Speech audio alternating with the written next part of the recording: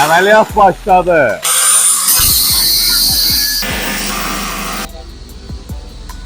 Ön hissəsi tamamən çürüyüb. İzləyicimin biri də sağ olsun, izləyib Amerikadan mənə işləmək üçün gözəl əlcək yollayıb, sağ olsun. W124 6-cı hissə. Qeyd edim ki, keçən bölümdə də söz verdiyimiz kimi avtomobildə dəmirçi işlərinə start verdik. Yeni aldığımız ön hissəni, avtomobilin köhnə ön hissəsini dəyişirik tamamən, işlərə start verilir.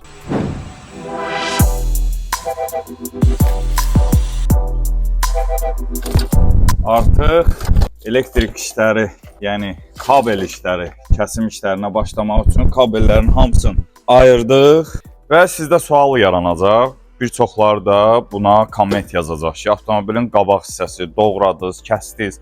Niyə kəsdiniz? Biz burada səbəbləri əsas göstərəcəyik sizə. Səbəblər bundan ibarətdir ki, gördüyünüz kimi avtomobilin ön hissəsi tamamən çürüyüb. Bunu saxlamağın adı yoxdur. Və görürsünüz, ön hissədən padnoşka hissə çürüyüb, pol hissə çürüyüb, yoxdur. Yəni yoxdur, bunu mən nətər saxlayım? Bu mümkün deyil. Ona görə də biz avtomobilin ön hissəsini tamamən kəsəcəyik, avtomobili iki yerə bölüb yenidən birləşdirəcəyik. Əməliyyat başladı.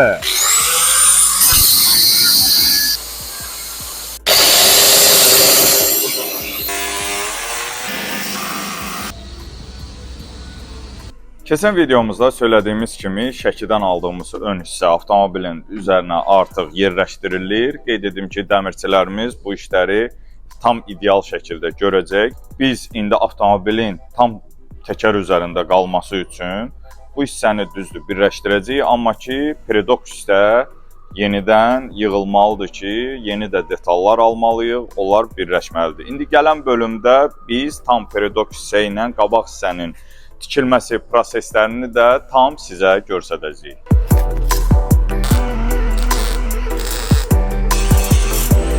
Ön hissəni artıq ayırdıq avtomobildən. Qeyd edim ki, bəzən kommentlərdə qeyd edirsiniz ki, bu avtomobildən çıxan detallar necə olur? Kimlərsə yazır ki, mənə bağışlayın və yaxud da satın.